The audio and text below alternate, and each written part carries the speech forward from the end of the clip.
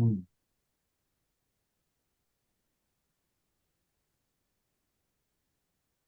You have to say yay, Michael, or else it doesn't start. Oh, yay! Yay. Yeah, it is. It's always yay. The moment, Yeah. just the moment is, just this moment Mm. as it is. Oh, yeah. Mm. Yeah, this simplicity of what is so underrated, right? We think we know what this is. Oh, I know what this is. This is boring.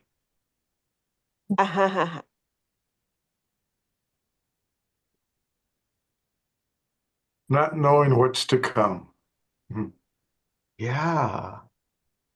That's the fun of a ride, though. I remember going to Disneyland as a kid. They had a Mr. Toad's Wild Ride, and you get in this little car and this little buggy, and you would just go flying around corners and through train tracks, and oh, what an adventure. And this is much like that. If this is seen for what it is, as a dream, then it's actually quite the comedy, quite the tragedy. It's everything. But when it's taken as real or when it's taken as what I am, then I would say that's suffering, at least here.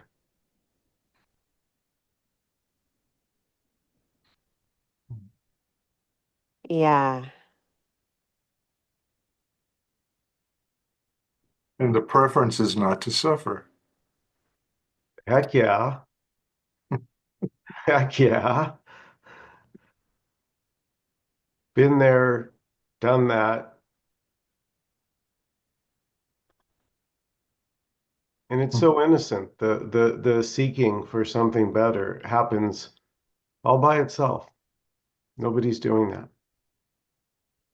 It's part of the dream of more.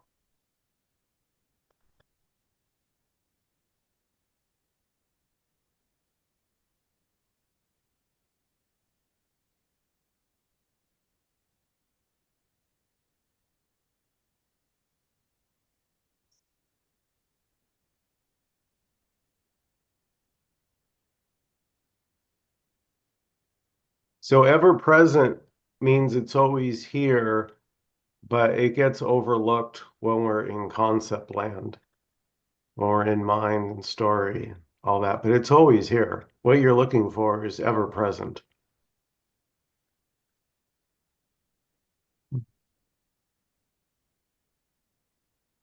Yeah, ever present without a continuum. Beautiful. That's it.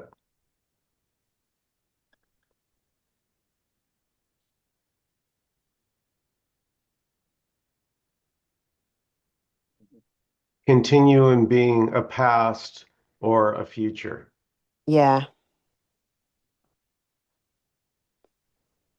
or becoming.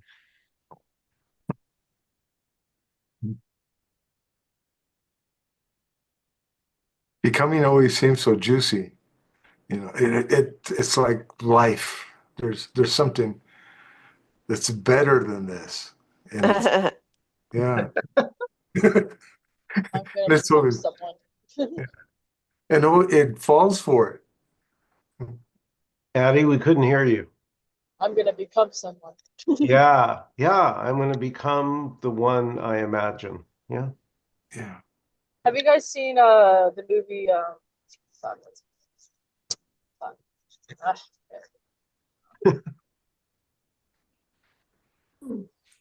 Substance? Substance. There's a movie called Substance. The substance. No substance. The substance. The wait, do you hear me? Yeah, Yeah. Yeah. we can hear All you. right. All right.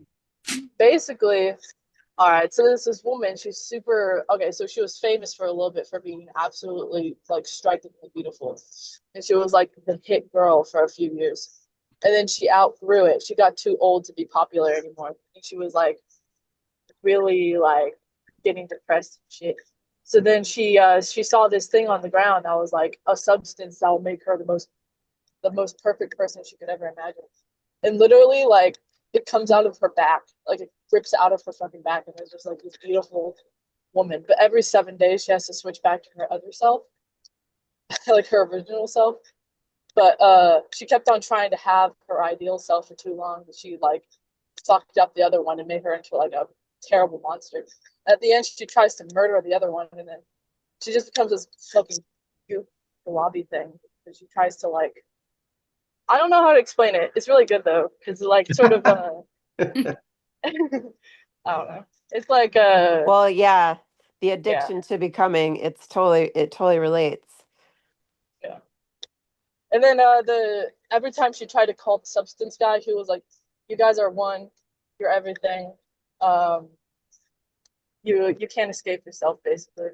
And that's basically what the whole movie was about. Like you can't escape who you are already, almost. Yeah. That's profound.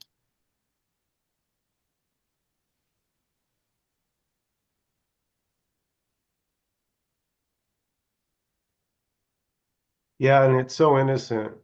Yeah, because it's an identification as something, as a me, as a body, as a person.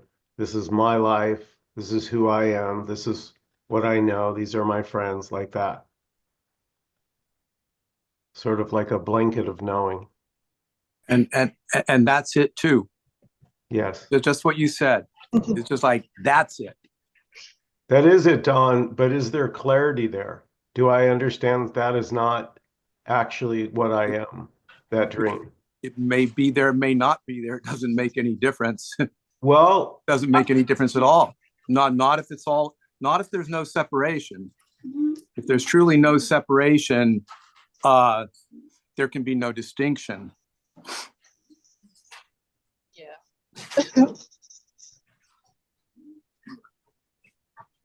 well, what's wrong with the distinction? There's nothing wrong with it. That's the thing. You can't, like, there's nothing wrong with anything, Right. Yeah. you Yeah. know? Like, Yeah. yeah. So if you're becoming, you're becoming. If you're addicted, you're addicted to it. If you're whatever, you're whatever. Without distinction, without distinction, whatever is left. Whatever you would say that is. It's all okay. Truly. Nowhere to go. But if you want to go somewhere, then go. Where? Because I'm going somewhere. Where are you going, Don? Where are you I'm going, going Don? straight to the Lord. Straight to the Lord. All right. Don. You know, and that's it. And that's it. That's what is.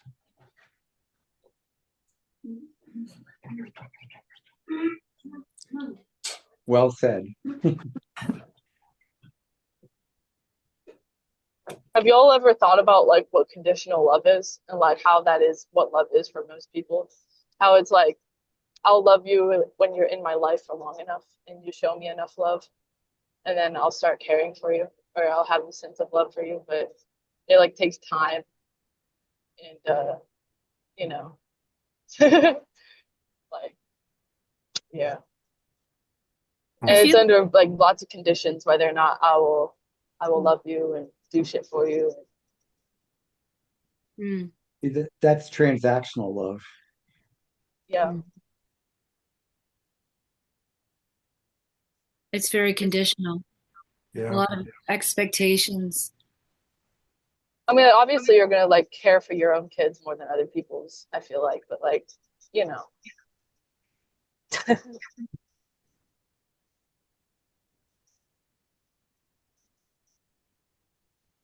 Mm. And so this is a meeting about already. And it's such a beautiful message that all is this already. It's just gorgeous. It's simplicity and directness personified. You can't even really speak about it.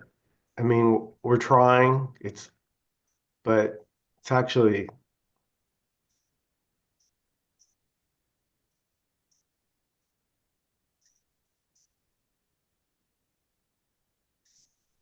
Yeah, I mean, the one thing appearing as everything, you could call it love.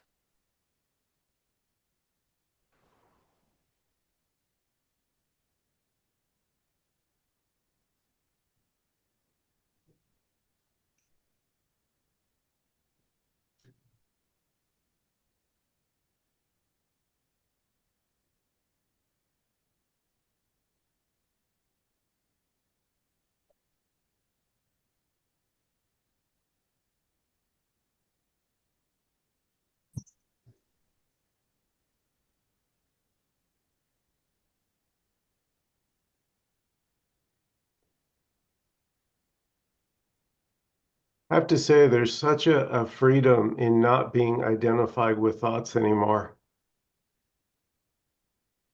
of not thinking that I'm my thoughts. Just that. Yeah.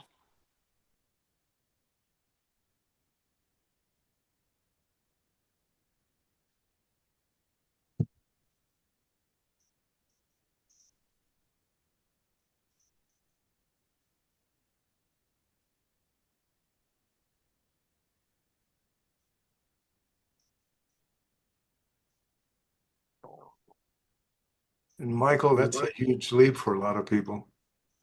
It's really I'd call it like a basis, but yet at the same time, unless we are able to be aware of our thoughts, they are dictating. They're dictating our attitudes, our emotions, everything. Yeah.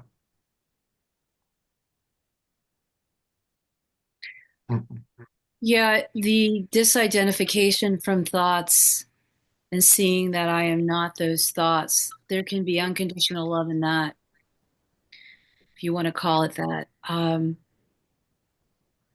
Not taking them seriously and yet looking at them as innocent. Mhm. And then there's like a subtle compassion. Yeah. And so for me, it's the same with other people. You know, when I look back at all the things that I had done previously in the past, which is just a memory, it couldn't have been any other way for her. It couldn't have been any other way. And everything that she did was in the name of love me and see me, if we want to go deep here. And so there's nothing but compassion for that. And so when I come across people and I can sense whether it's, people pleasing or whatever, it's not that they're being mean or anything, but underneath it, it's just wanting to be seen and wanting to be loved in Mhm. a very deep way. Um, but the disidentification from thoughts and just walking around, this apartment and doing things and then thoughts arising and not believing in them, it's just there's a sense of freedom in that and not taking them seriously. And then all of a sudden, then there's the focus on all the senses, like everything around. I can see love in everything, or God in everything, if you want to say that. I can sense the innocence in things, even in objects and other people as well. And that to me is unconditional. And having compassion for whenever emotions come up here, and not like there's no judgment. I've noticed that. So whenever I have emotions that may arise, there's no judgment. There's more like compassion. So that to me is unconditional. Like it's not of this world. I'm in this world, but yet experiencing unconditional love that's not of this world. and that vastness that I remember the first time seeing this. I went through like a, I was, there's like, a, I felt like I was love bombing myself because it was like, oh, like this is just so fucking simple and ordinary, and I'm home already. I'm home. I home has always been here. So how can there not be love? So it was just, I think everybody's experiences are different. For me, it felt like a big heart opening here. So yeah.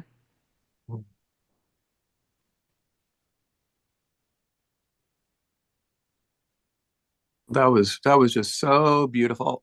That was so So beautiful. thank you for it. My heart during your whatever you were saying, my heart opened up. Thank you, and it was just so honest, so true, so real. So the truth. I love it. Thank you. I love you, Don. You're sweet.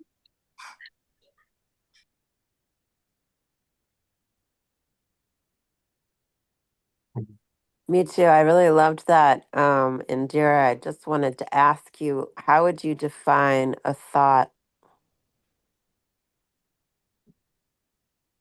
Energy, just energy appearing as someone or appearing as the me character. That's how I define it.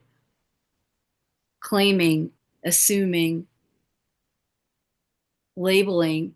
I would just, I can't, I don't know. I guess that's a very good question. I don't really see it as anything solid. It's just energy arising right up here, um, as words, sentences, and sometimes auditory things, memories. They'll bring up memories of somebody or something, or that's also to me considered thought as well, visions or whatever, which is not happening here. Yeah, and is that energy of thought, does it have to be sort of a narrative of a main character in the story? No, but sometimes it arises as that. It arises as something claiming or that a doership, but not always. That's a good question. Yeah. Yeah.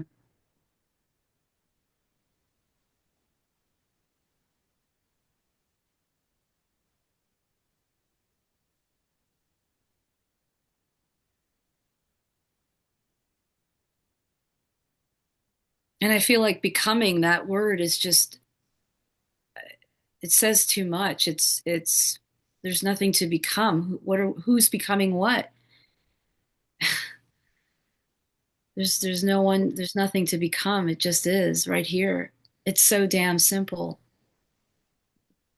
But we do our best to describe it, right? As humans. Yeah. It feels like I think there's, I've oh, go it ahead, go feels like ahead. I've always known this. Like Mm, that's what the resonance was, is some part of me that knew mm, almost. And then mm-hmm, that's what you fall into, what already knows it almost. mm-hmm. Yep. That's exactly And what happened. losing everything that isn't that Yeah. almost. Well said. Well said, Addie. That's beautiful. Mm-hmm. When we use the Like the metaphor, past. Oh, continue. that's right. I was just going to say, what it's like using the metaphor of like energy. I think Tony Parsons uses that too. Um, and even though it's just a word, just like the word this, but in a way, it helps to, I think, to facilitate a kind of equanimity in everything, because whether or not there's a dog barking or a frog croaking or a thought coming up, it's all just energy. Mm-hmm. And it does, so no thing is any more valuable or better or worse than anything else. It's just what innocently is showing up. Mm-hmm. Beautiful. Mm-hmm.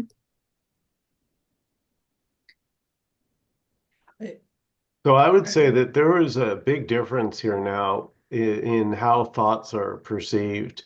When they were identified with, it was suffering. I can only speak here. It was hair on fire, very painful, and Mm. doing everything I could to get to the bottom of this. And it's such a it's funny. It's simply seeing that these thoughts are impersonal. They're not mine. Mm. Yeah. Mhm. Hallelujah. Yeah, it's hard to Yeah, that's great. Thoughts, Once I, schmots. Yeah. once I believe they are, then I'm going down the road with them. There is a story. Well, I'll give you an analogy. If I say a car got hit outside, let's say, and it's someone else's car, it doesn't bother you, just like a thought. But Mhm. if it's your car that Mm-hmm. gets hit, That's I, what I mean by the conditional love, yeah. yeah. The way I love you has to do with my relationship to you, and that has to do with me and how I am related to you. So if I am related to you in a certain way, I'll love you in a certain way. Mm. That's so universal, what you just Yeah. shared. Well, in a way, we're asking the impossible, right? Because I'm asking the other person to complete me. I'm looking for completion in an object because I take myself to be an object. Mm. It seems to be a clue that we're separated from home whenever we do that. Well, also, it can be noticed it never works. Because it's appearing as something that's not real. Yeah. Yeah. Are you familiar with the Avasta Gita at all? Ashtavakra. Ashtavakra Gita. I'm sorry. It's one of Yeah. my favorite. It's Yeah. gorgeous. Are you going to read Yeah. some? Yeah, I could. This one is actually on chapter 8, the mind, because we're talking about thoughts. The mind desires this and grieves for that. It embraces one thing and spurns another. Now it feels anger, now happiness. In this way you are bound. But when the mind desires nothing and grieves for nothing, when it is without joy or anger and grasping nothing, turns nothing away, then you are free. When the mind is attracted to anything it senses, you are bound. When there is no attraction, you are free. Where there is no I, you are free. Where there is I, you are bound. Consider this, it is easy. Embrace nothing, turn nothing away. Yeah. It's just describing, how I get caught up in stuff and I don't need to. Because once I claim that after the I am, I am sad or I am desirous, I want this to be a certain way, whatever. That's where I've separated myself from the present moment and I go into time. Mm. At least that's what it seems to be. Well, yeah. What? Oh, go ahead, Harvey. Oh, okay. Well, I was gonna say um, one of the things that comes up in the reading of that, not the and how it's read. I don't mean that. Is that a lot of people will say, I hear it and it sounds prescriptive. And actually, Manny, you said it's descriptive, which is correct. But Yeah. a lot of people will say, okay, I got it, I hear it. Then they're going to say, then how do I get rid of the I? And of course, the question itself becomes a trap. Um, but the Mm. question a lot of people ask, and I hear students ask this all the time, is then what is it I'm supposed to do? Because how do I disidentify with the thoughts? And Yeah. I'm just putting it out there because it's often when you hear it, there's also the mind will immediately try to say, okay, what am I supposed to do? Hey, Harvey, I'm gonna read a quote here to you. Okay. It's my own. I'm quoting myself. So I got a question. Somebody left me a question on YouTube. They said, "What about annoyance or anger? Should they not appear since there's no me?" Right? So I so I said, there can be annoyance or anger or anything else. Whatever's happening is it, including not liking what's happening. Mm. It turns out there was never anything to get, as trying to get is it too. When I actually have read that when you put it up there, and I thought that is absolutely beautiful. And in a way, looking at the reading in the Gita, which says if there's joy or if there's anger, and then it says that's what it could mean. But in a way, Michael, what you had is even more, in a way, at least the way it's written, it's even more inclusive because then everything, including joy, anger, even desire, which may appear, is also it. Mm. Yeah, I really like that quote, Manny, embrace nothing and turn nothing away, because yeah, it suggests this beautiful neutrality.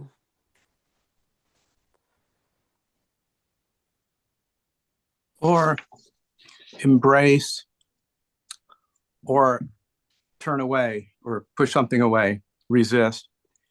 That's okay. Just don't, as the Buddha would say, I think, don't be attached. So push something away or crave something and grab onto it is fine. Is fine. I don't think there's anything wrong with that. Being attached to it, like if you lost that thing, you shouldn't lose a breath. You don't lose anything if it goes away. So there's no attachment to it. But I think that desiring is beautiful and fine.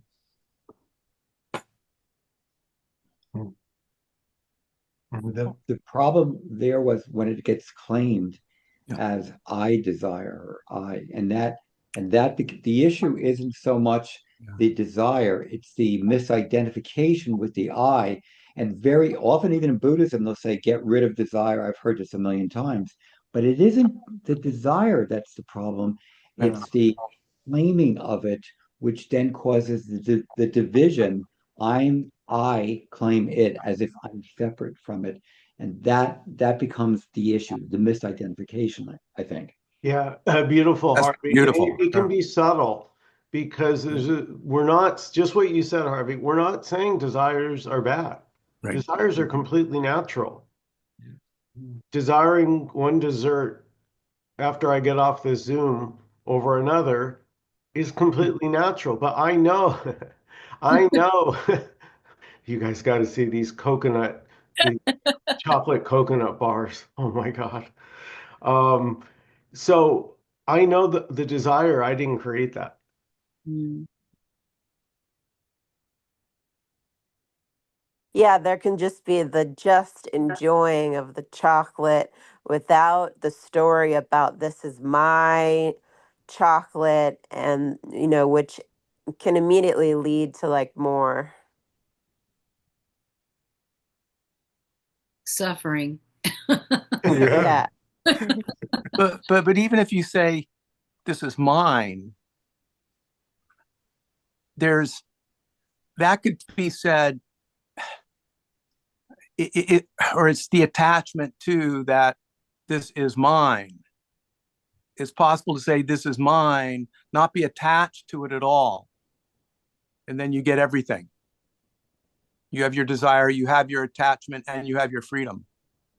I hand this over to Harvey for clarification. I don't know. I'm hesitating on that one. I'm not sure.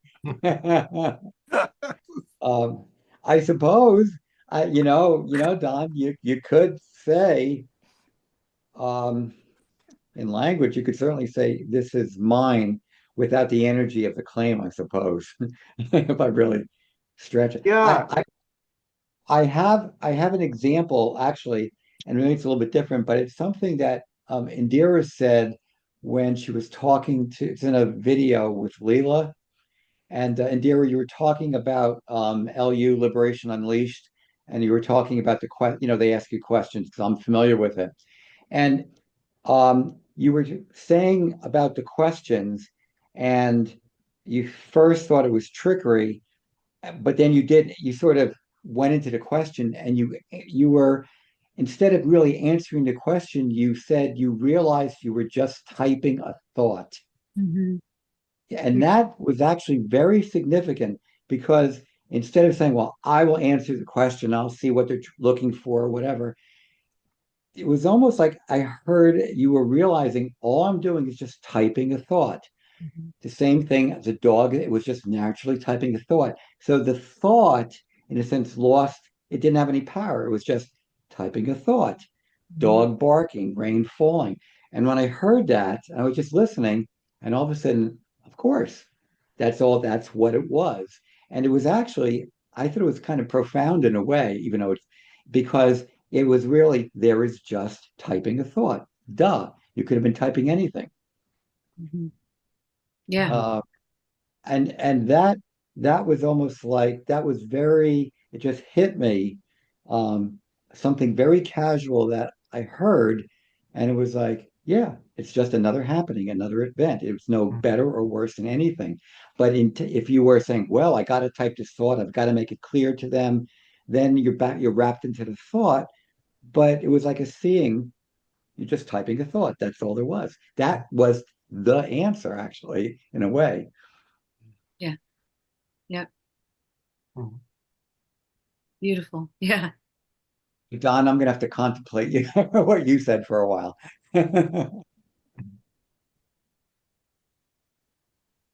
Seems like using dispassion that way. Whenever I say mine, I'm implying ownership. And then there's fear comes up of losing. Uh, Well, I would say, Manny, it gets lighter because, yeah, I mean, that is my car parked downstairs, right? mm, If we're talking just normal, I that's yeah, my guess. car. But there's a lightness to it. It's like, yeah, and it would suck if it got, hit by another car or something. But there's no longer like the heaviness that it used to have. It's my car and I've been injured and I have to seek revenge and all that. the obsessive owner. It's like an obsessive desire to uh, not want it to even be scratched or touched or that. Oh, I had a friend that would park way at the other end of the parking lot with his new car because he just didn't want it to get scratched. I get it. Yeah, yeah, It's yeah. okay. Good exercise. Yeah. I mean, you can't help. I mean, like everything that's coming out of this mouth, I'm not, I didn't premeditate it and rehearse. It's just coming out spontaneously. And so, if I say, well, I'm going to go to the grocery store and get my grapes, intuitively I know that it's not my grapes. I'm just getting that's the change, to the change but not change. It's more like seeing through, it's like seeing through emptiness rather than seeing through thought. In other words, seeing through intuition. Like, I know that the grapes aren't mine, but it's just what comes out, and you gotta speak. I had such a hard time in the beginning with language because I was catching every word that was saying, and it didn't feel it felt off compared to what I was sensing inside here, And then something gentler came through without words, and it was like if it had words, it was saying to me, Indira, it's okay. You got to communicate with your brother, your friends, people at work. I'm not going to go on the plane and say, the no self is asking for, does that no self want Coke? I'm not gonna Yeah. talk like that. So there's like a not a knowing, but there's like a feeling of, just it's just going with the flow. Just be myself, and just with knowing that that isn't my car, and this is not my pillow. It's Yeah. not going to go to the grave with me. I'm Indira, like uh you're playing the role. You know you're not a flight attendant. Oh, You're playing the role when you're at work yeah. as the flight attendant, and they're playing roles as passengers. Exactly, exactly. And that's fun, like to see it as fun rather than, oh, this, it's that's what I was talking about in the other videos. Like it's so much fun now. I can play in the world and not take it seriously. I can see I can be in this world and play and have fun and see the illusion at the same time, and that's okay. That's the fun, because there was a time there was just playing role playing, believing that I was the role, and that felt heavy. But now it's like I like what you said, Michael, that like I these thoughts are not mine. How freeing is that? Like I'm not creating these thoughts. They're just arising on its own, sometimes claiming doership. But I could see that that's what's arising and what it's claiming. And that's all I can do is just see. I can't change the thoughts. It's just noticing. And that's the freedom. Yeah, and what's nice is the thoughts still work perfectly fine. So if, if hear the mailman outside, oh, that's the mailman. It doesn't need to be your thought to inform you that the mailman's out there. I was thinking about, Mike, when you said about the car, and in a practical sense, you could say, yeah, that's I own the car, that's my car, and and I hope nobody hits it. But I think the distinction is that you're not saying it's me. It's like there's that. It's hard to say this, but it's like you're not investing energy that you're saying that's who I am. It's just an ownership thing or a legal thing, but you haven't invested the that energy where it's me. So if something happened to the car, yeah, it would suck, but it's lighter. You're, as Hederman would say, you're traveling lighter. Mhm. Yeah, and beautiful, Harvey. And it's not to say it wouldn't suck. I want Yeah, to make that clear. Sucking can certainly happen. yeah, Yes. There's nothing wrong with sucking. I was at the right. doctor's office. I was the first patient. I got there at 9 and they made me wait 20 minutes anyway. That was not fun. But it was what was happening. I'm like, oh wow. I assumed I was be taken immediately, and that was not the case, apparently. The assumption was the issue. Yeah, it's really nice to just when these emotions arise, it's like kind of like curiosity, even though sometimes it's not fun. When frustration comes up here, or impatience, and it's okay that there's impatience or frustration that arise. See, that's the difference, man. That's the whole difference. It's there's like so much radical like acceptance of it, even though it feels like shit sometimes. But it's like it's as if something is watching that, and it's okay. There's like it's like giving it permission, and then it's done, Yeah. and then it's forgotten. That's another thing too. I don't know if you guys had like memory issues, but I was just telling a friend today. I said, even now sometimes I just forget. And it's because I'm not attached to the story of what the body is doing anymore. It cooks dinner, it goes to the grocery store, it does all that stuff. And yesterday I was like, did I buy dressing, salad dressing? Like everything just happens so fast, and there's no more like obsession over the story of the process of doing everything. It's just being done. And sometimes there's a forgetting of it. And Indira, we also, right, you touched on that. There's like an empathy here. So when I looked at my I looked at my watch and it was 9:20, and I realized I'm like, when my mind was like, Jesus Christ, I was totally understanding of the mind being annoyed. I There love was it. such love here. Of course. I'm with you. I get it. Yeah, it sucks. Can you believe this? It's okay. So the basic question. Love what I'm hearing. Where are these thoughts coming from, or is there, because we all have thoughts and emotions, we all seem to experience them, or they, where do they come from, and is there a purpose? I mean, is it just garbage, or is there a purpose to the thoughts and emotions and feelings that seem to arise?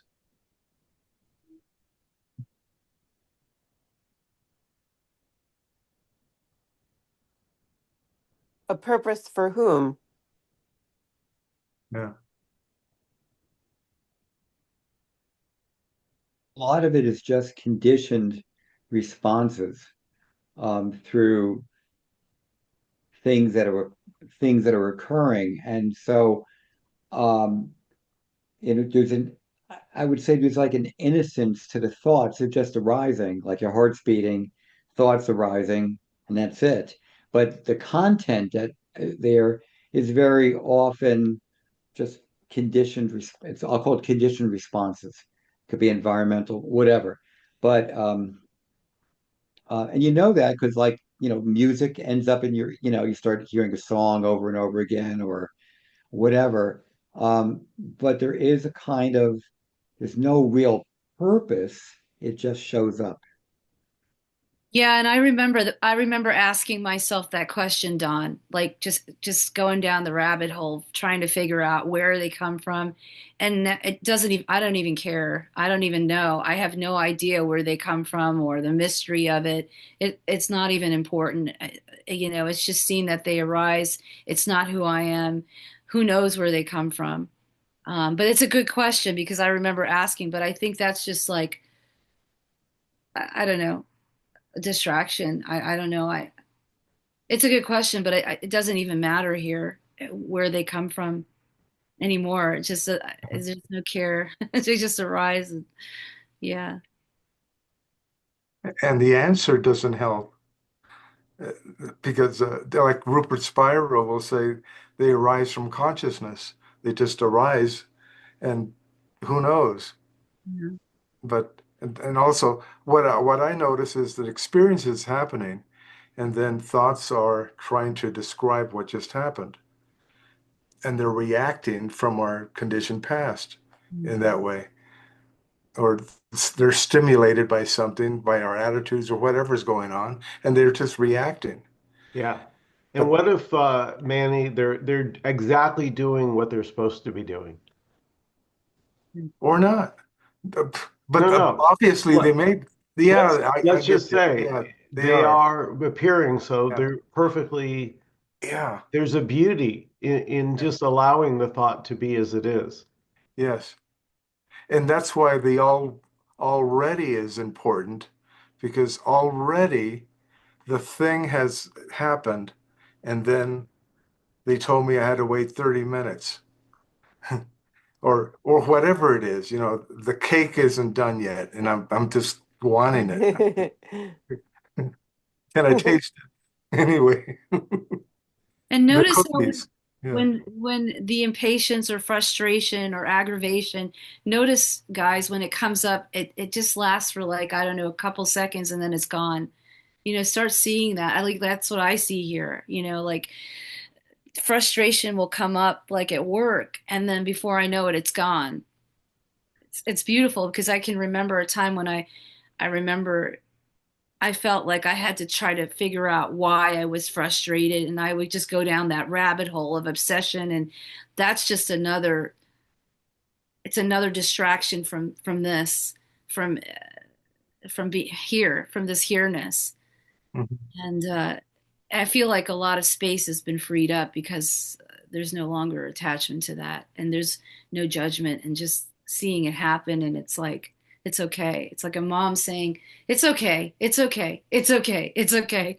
It's like giving myself that permission, that intuitional aspect of ourselves or of myself here, that unconditional love.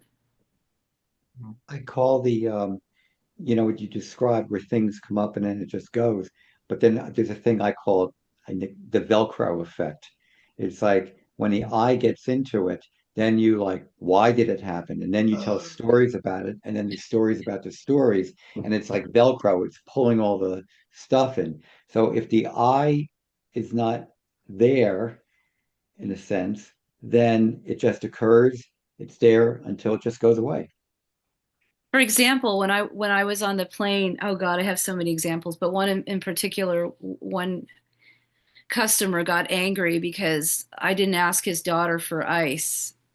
And I looked at him and I said, well, it wasn't personal. I apologize, and then I asked her for if she wanted ice in her cup. But I got triggered by that. I went back to the galley and I sat with that.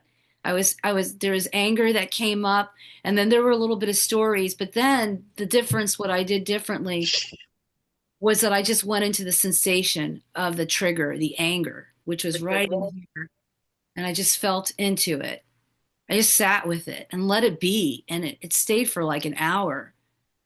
And Yeah. then it was gone. And the next day it's like, I mean, I just brought up the story, but there was no obsession over him. I mean, honestly, he had a bad day. That's the way I look at it. Or maybe something that had nothing to do with me. But who knows? But the way I dealt with it is quite different. Whereas I would hold on to what Mm. customers do for the whole day. I would let it rent space up here, and instead I just put all the attention into the sensations, and it was uncomfortable, but it was gratifying at the same time because I was noticing there was a noticing of what I was doing, and it was freeing, like this is this is great, like to just feel into this. It's not hard. The body is capable of handling all and any emotions. What is not capable is the thought that says that it's not capable, or the agreement with that, or the resistance of that. But it is capable. And what, an hour later, I was done.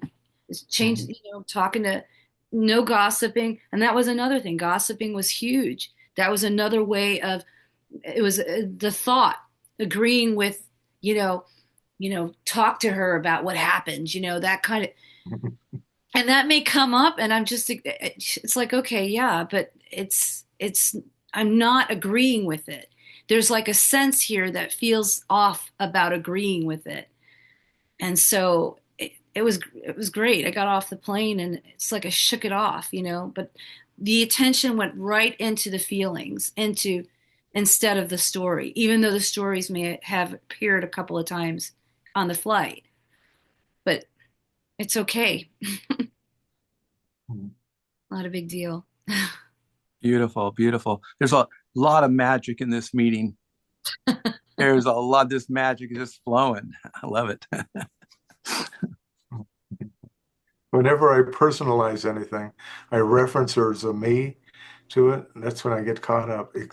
Exactly like you're saying, and and then you see, oh, that's what happened, and so it's possible just to come back home. It's almost like it's almost like getting back on the beam, and Yes. being okay with this moment, this life, right here, right now, instead of in the mental movie of, well, maybe I should have been. After all, I'm perfect, you know, and I'm supposed to know what they want, and everyone else. Yeah, that was beautiful. Yeah.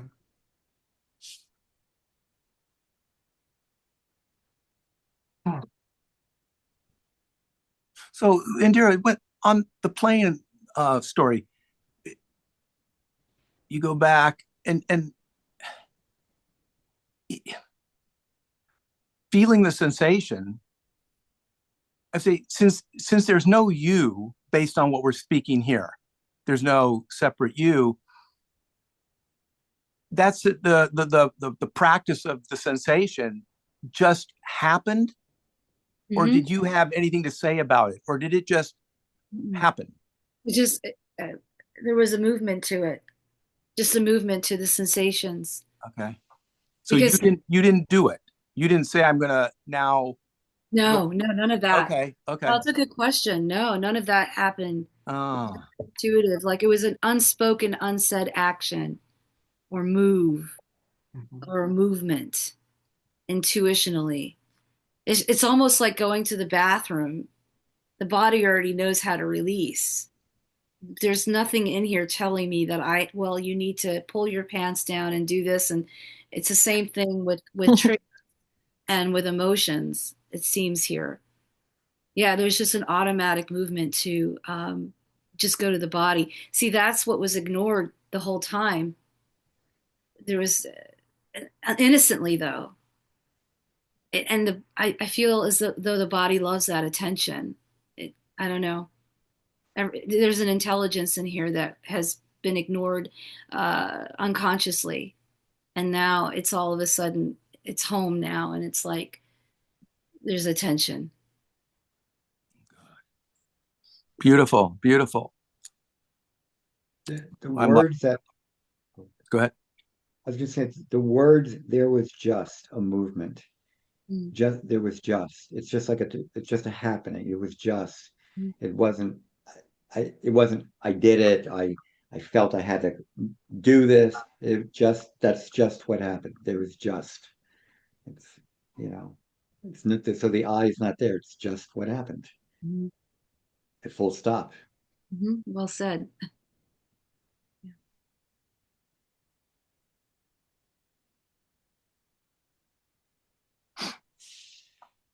I just want to say it's not a doing. You know, as a spiritual seeker, a heck of a lot of doing. But you know, it's really noticing that what you're looking for is already the case. Already the case, what you're looking for. So you're not doing anything. You're noticing it's already. Mm. Amor, brother, you made it right at the end. Good to see you, buddy. No, I went to Las Vegas, so I thought the time went down 1 hour. I didn't realize I thought we were on different time zones right now, but I guess we're not. No worries. Do you still have that little dog?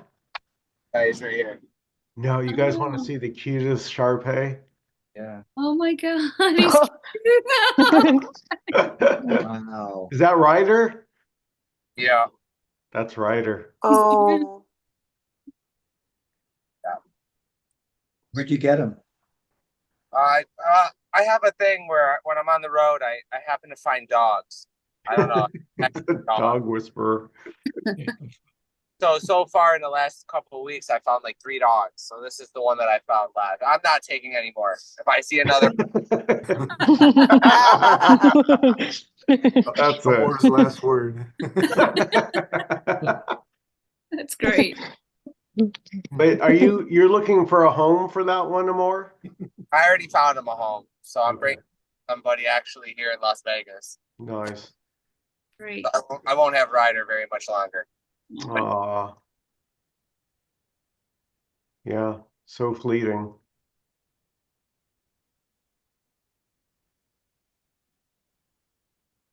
Sometimes it seems like a gravitational pull or magnetic pull.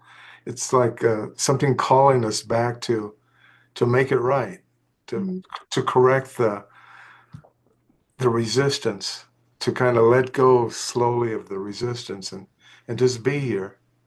Just just be okay with here. I just want to say that I love all of you guys, and there's so much wisdom in here, and I just appreciate your energy. So, yeah. We all appreciate you deeply, for real. Yeah. Yeah. Yeah, that's what this is. This is a place to come and commune and share with like-minded. Really, it's such a privilege to be with you all.